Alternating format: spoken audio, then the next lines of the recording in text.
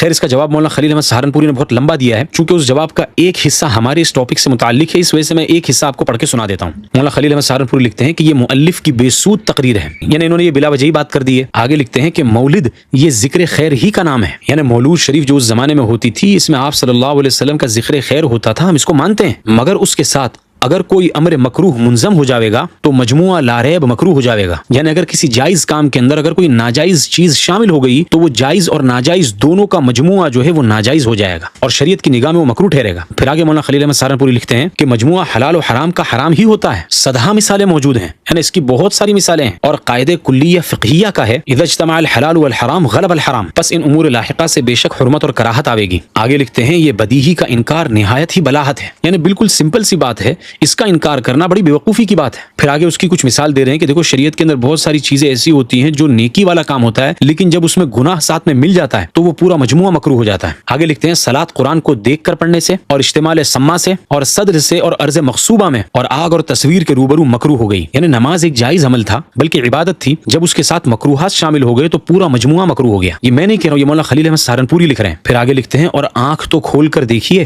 حاصل یہ ہے کہ جو قید تغیر حکم شرعی کا کر دے گی تو بدعت اور کراہت حاصل ہو جاوے گی ورنہ نہیں۔ مولانا کے اس پورے کلام کا خلاصہ یہ ہے کہ یجوز اور لا یجوز کا مجموعہ لا یجوز ہوتا ہے، یعنی اگر ایک جائز کام میں منکرات شامل ہو جائیں تو وہ پورا مجموعہ ناجائز ہو جائے گا۔ بالکل یہی بات حکیم الامت مجدد الملت حضرت مولانا اشرف علی تھانوی نور اللہ مرقدہ وبرد مضجعہ نے اپنی کتاب اصلاح الرسوم صفحہ 87 پر لکھی ہے۔ حضرت لکھتے ہیں فعل مباح بلکہ مستحب بھی کبھی امر غیر مشروع کے مل جانے سے غیر مشروع و ممنوع ہو جاتا ہے، جیسے کہ دعوت مستحب بلکہ سنت ہے، لیکن وہاں اگر کوئی امر خلاف شرع ہو تو اس وقت جانا ممنوع ہو جاوے گا، جیسا کہ احادیث میں بھی آیا ہے اور ہدایہ وغیرہ میں بھی مذکور ہے۔ اسی طرح نفل نماز پڑھنا مستحب ہے، مگر مکروہ اوقات میں نفل پڑھنا ممنوع اور گناہ ہے۔ اس سے معلوم ہوا کہ امر مشروع بوجہ اقتران و انضمام غیر مشروع کے خود غیر مشروع ہو جاتا ہے۔ پھر حضرت مولانا خلیل احمد سہارنپوری براہین قاطعہ میں ایک جگہ پر لکھتے ہیں یہ مسلم تمام امت کا ہے کہ ایصال ثواب فقط مستحسن اور مندوب ہے،